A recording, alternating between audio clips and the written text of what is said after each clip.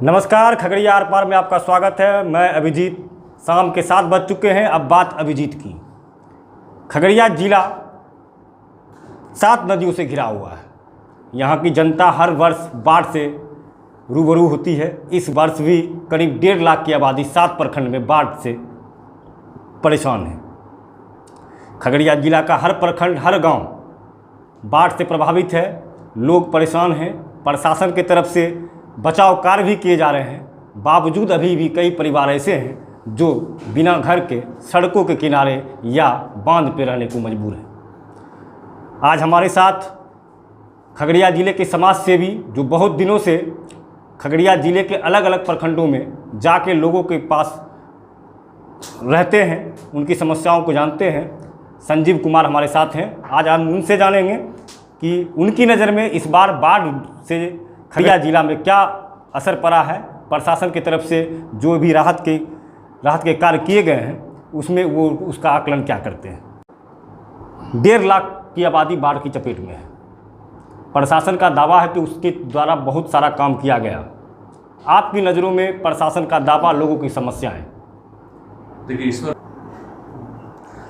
इस बार जो बाढ़ है वो कि पिछले 2 महीने से हमारे ज़िलों में बाढ़ आया हुआ है और हमारा ज़िला 7 नदियों से घिरा हुआ है। एक तरफ गंगा, गंडक और दूसरी तरफ कोसी, बागमती, करह, बाकी नदियों का जल जमाव है।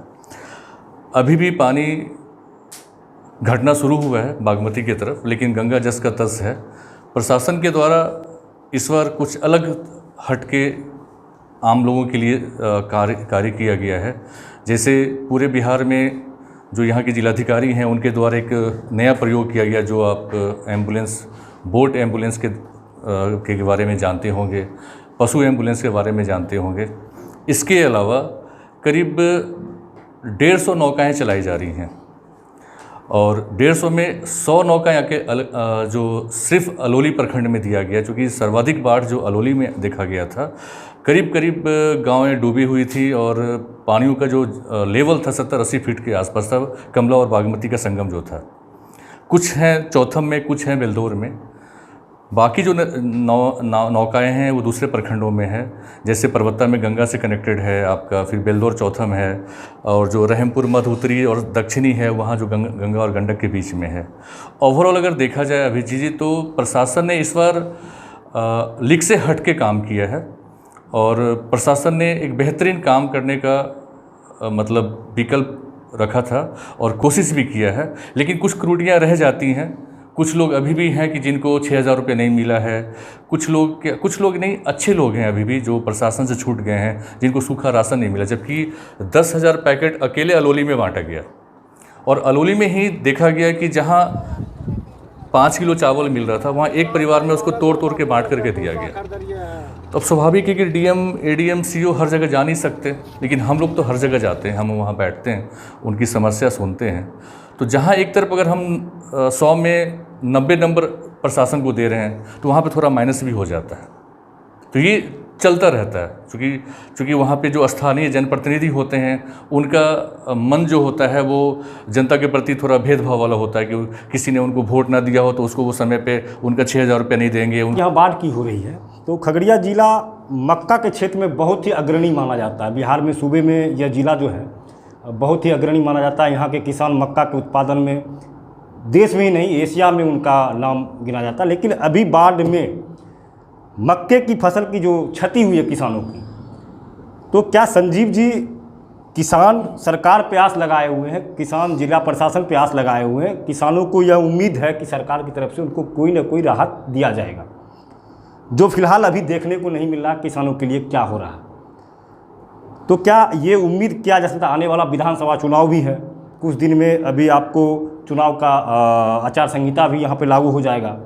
तो क्या इस दायरे में और चुनाव को देखते हुए किसान के लिए सरकार की तरफ से क्या किया जा सकता है या क्या किया जाए?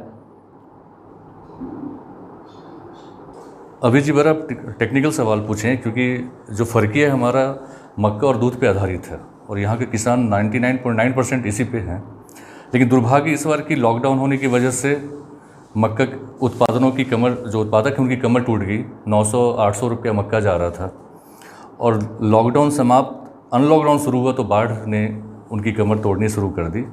इस बार मक्का किसानों की बहुत ज़्यादा नुकसान हुआ। हज़ारों एकड़ ज़मीन पे पानी आने की वजह से मक्का बर्बाद हो गया, जो धान लगा था वो बर्बाद हो गया। आप धमारा वगैरह जाएंगे तो दूध लोग फेंक रहे हैं क्योंकि लेने वाला कोई नहीं है, और दूध क्षेत्र में पूरा पानी है, नाव के सहारे जब तक दूध आता है शहर में वो फट जाता है। किसानों